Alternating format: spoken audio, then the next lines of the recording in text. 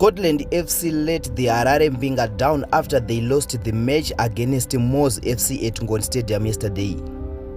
Kusangana kwatikuita zvakare pachannel ino, channel yeNeMwos TV, yandinodzoka nema-updates akasiyana-siyana, uye ndinoti kana kari kutanga kusvika pano ndinokumbira kuti ungobaya button rekusubscribe then turn on the notification bell kuitira kuti usarasikirwe neevery update yandinouya nayo pano nguva nenguva. Muri Zimbabwe ndinokutendai nesupport yamunotipa pano nguva dzese. Mufaro wakazongochinja ukava kusuwa after Scottland FC yarohwa 1-0 NeMwos FC muNgoni Stadium.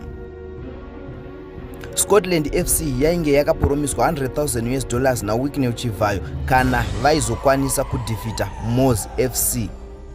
Zvisinei hazvina kuzofamba sekuronga kwa Wicknell nezvaanga akatarisira patimu yeScotland.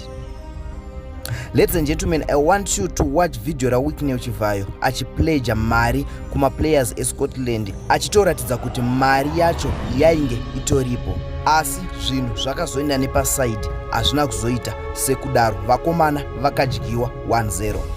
Ngatisangane mucomment section muchitiudzawo maonero enyu pamusoro pevidhio iri. Ndinokumbirawo mungonyora mucomment section kuti tough luck kuvakomana veScotland FC.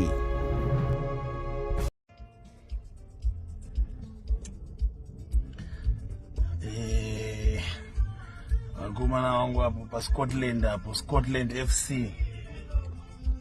Ndikutembai nhasi, musandilet down please. Musandilet down please. Hapo pa midfield hapo Mtimba Nyoka, Panasha hapo, Nathan Mtasa hapo pa midfield hapo, iwe Peter Mdua, kama billiard, newe goalkeeper Nelson Charge kanti kukutembawo please. Ndatotaura na T1 ndikati tawanda vakomana kana vangowina asina kurara nemari yavo, yasikwanisa kuya kumechi ndangoita ka pressure, but mari yavo ubva ungozvitora mari yavo iri red, mari yavo mota muchingobva ikoko muno mukuona mari yenyu ichi 50 ichi 60 70 80 90 ne100 ichi, mari yenyu iri red akomana. Ndikukutembai please, ndikukutembai musasiye mari yakarara iyi. Win nhasi munobva matora ende tawandira panamuzo kuti mari kushewa munhu wese ipapo. Saka please ndikukutembai, don't let me down. Thank you.